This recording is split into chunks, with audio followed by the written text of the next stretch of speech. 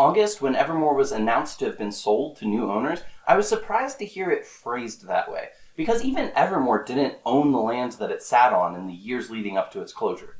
I sent this message to Brandon Fugal, asking for clarification about whether the new group was just renting the property as Evermore had, or if they had purchased the property outright, but I never received a response. I then sent a similar question to the new owner, but that never got a response either. From what I could tell by looking up public land records, the LLC that Brandon created for the Evermore property remains the official owner, but I assumed it was possible that he could have just sold the whole LLC to them, so I still wasn't 100% sure. This was still bugging me in October, so I tried again to reach out to Mr. Fugal, and this time I got a response back. Brandon said that Travis and Michelle Fox had not yet formally purchased the property, but they had put down non-refundable earnest money, and they were set to close in December. I decided to wait until December was over to see how things went, and now it's January. And this is the part of the video where I go back to not being 100% sure. I've reached out to multiple parties to ask if the sale went through, and it's been radio silence. Even people who had been pretty responsive with me in the past had nothing to say on this topic. From the outside looking in, myself and others have gone to the Evermore Lane property to see if there was any signs of people still being present there. The banners for Hatch the Egg and such are still up, but Hatch the Egg is over, so maybe they would have just left that up there anyway. There's no benefit in taking it down with them.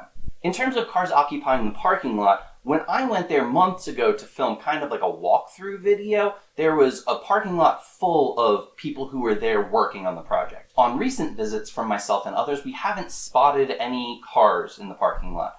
But maybe we just didn't catch them. We went at times where nobody was there, or maybe they're taking a break over the winter because the climate makes it not conducive to fixing up the property. Maybe the most troubling sign is from their D&D campaign, which for episodes 0 through 8 had filmed in the Crooked Lantern, in the building that was previously the Crooked Lantern Tavern. Every good adventure needs to begin and end in a tavern, and so, rightfully so, we are sitting in the Phoenix Tavern at the Realm, or Realm Town in Salt Lake City.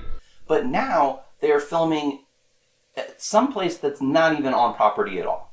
You made it. We made it. It's a little more purple in here. We're in a new tavern, but the same old faces. Again, maybe it was just getting too cold in the tavern and they didn't want to sit in there for hours recording anymore. But you feel like if that were the case, they might have said that. Like, oh, yep, we moved because it was chilly out there. But instead there was just this pregnant pause surrounding that we're in a different place now. And there was nothing more that they could say about it. Kind of like what I had been experiencing with me messaging people asking what had happened.